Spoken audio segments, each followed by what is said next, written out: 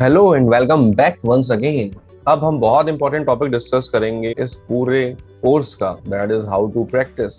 क्योंकि यही वो स्टेप है जो आप सीख गए तो आप अपने लेवल्स को बहुत ऊपर कर लोगे इंग्लिश स्पीकिंग। क्योंकि यही वो स्टेप है जो अगर आप सीख गए तो आप बहुत जल्दी इंग्लिश बोलना सीख जाएंगे। So how to practice.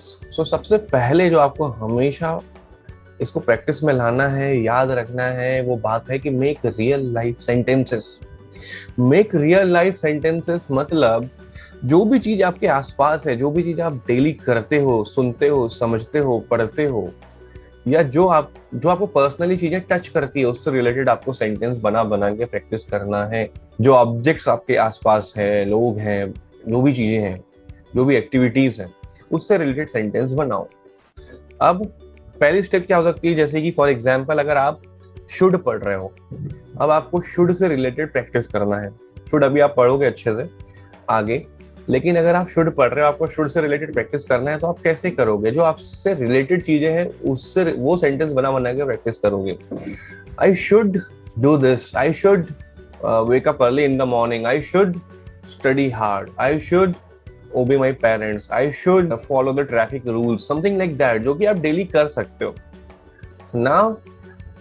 क्या आप उस चीज में जो आप सेंटेंसेस बना रहे हो या किसी टॉपिक पे आप सोच रहे हो, क्या आप उसको यूथ से रिलेट कर सकते हो? क्या आप उसको रिलेट करो माइंड में, एजुकेशन से रिलेटेड कर सकते हो, या उसको किसी सोशल एक्टिविटी से रिलेट कर सकते हो? ये चीज अपने माइंड में सोचो और उससे रिलेटेड सेंटेंसेस बनाओ। So this is first rule, remember it, make real life sentences. Next, make sentences of all kinds. Now very important, very very very important, make sentences of all kinds. It means अभी हम लोग कोई भी sentence पढ़ेंगे कहीं भी, किसी book में, किसी रैपर पे, किसी कवर पे, कहीं भी, किसी एयरपोर्ट में, बस स्टैंड में, और कहीं भी।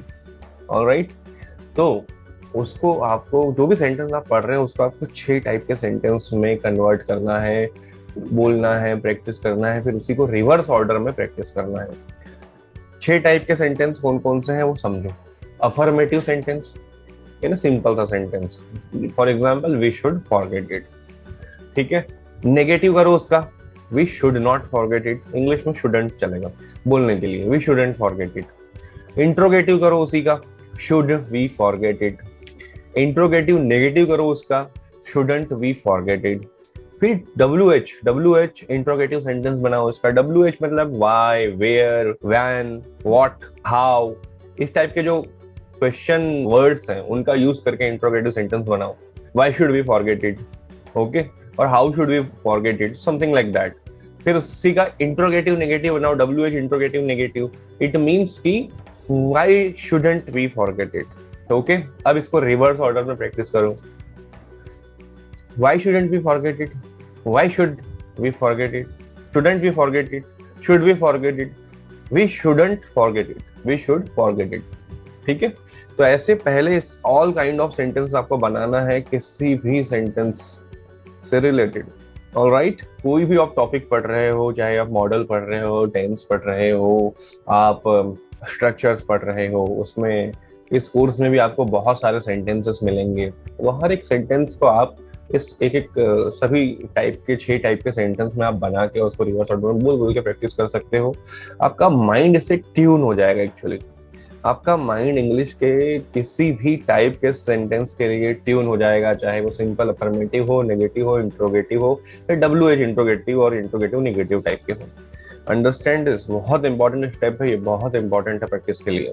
Next, keep muttering for next 2 days। अब आप कुछ भी आज सीख रहे हो, आप शुड सीख रहे हो, आप यूज टू सीख रहे हो, आप कोई स्ट्रक्चर गेटेड डन सीख रहे हो, आप टेंस में से कुछ भी सीख रहे हो, तो आपको क्या करना है, जो भी आज आपने सीखा है उसको एक तो पहले तो मेमोराइज करना है, उसको अगले 2 दिन उससे रिलेटेड आप एग्जाम्पल्स दिमाग में बोल बोल के या मटर कर करके प्रैक्टिस करना है। मटर मीन्स बड़बड़ाना एक्चुअली। अब अगर किसी को मटर पहली बार कोई सुन रहा है तो आप ऐसे याद करो, मटर होता है मटर के दाने, को विजुलाइज करो दिमाग में, और मटर के दाने से याद करो कि मटर के दाने बोल रहे हैं, बड़बड़ा रहे हैं कुछ, मटरिंग, राइट, मटरिंग कर रहे हैं। तो अब आपको ये वर्ड याद हो गया अभी, muttering. Keep muttering for next 2 days, यानी नेक्स्ट 2 डेज तक के लिए आप सोचते रहो उसके बारे में, जो भी आज आपने पढ़ा है उससे रिलेटेड सेंटेंस खुद से बनाते रहो। ऐसे करोगे तो बहुत जल्दी से सब कुछ ग्रैब करके सीख जाओगे और कम्युनिकेशन में भी बहुत जल्दी you can speak in English. Okay, next is keep revising and mixing with old learned examples. आज आपने यूज्ड टू पढ़ा, उसको अच्छे से समझ लिया, उसकी प्रैक्टिस की 2 दिन तक, you are making lot of sentences on used to. Now अगले 2-3 दिन के बाद आपने गेट इट डन पढ़ा, for example get it done. कोई भी 2 चीजें जो पुरानी पड़ी हुई है उससे नई चीज को मिक्स करो। जब आप 2 दिन उसकी प्रैक्टिस कर रहे हो, राइट, जब भी प्रैक्टिस कर रहे हो तो वो दोनों चीजों को मिक्स करके सेंटेंसेस बनाओ। ये बहुत इंपॉर्टेंट चीजें हैं, धीरे धीरे आपको इसमें रिदम आ जाएगा, डोंट वरी। बट यही करना है आपको, अपने माइंड को ट्यून करना है अगर इंग्लिश स्पीकिंग के लिए, तो ये करना होगा। जैसे कि earlier I used to get my computer formatted but now I do it myself. पहले मैं अपना कंप्यूटर फॉर्मेट करवाया करता था किसी और से, बट अब मैं खुद करता हूँ। इसका ये मतलब हुआ, समझ में आया?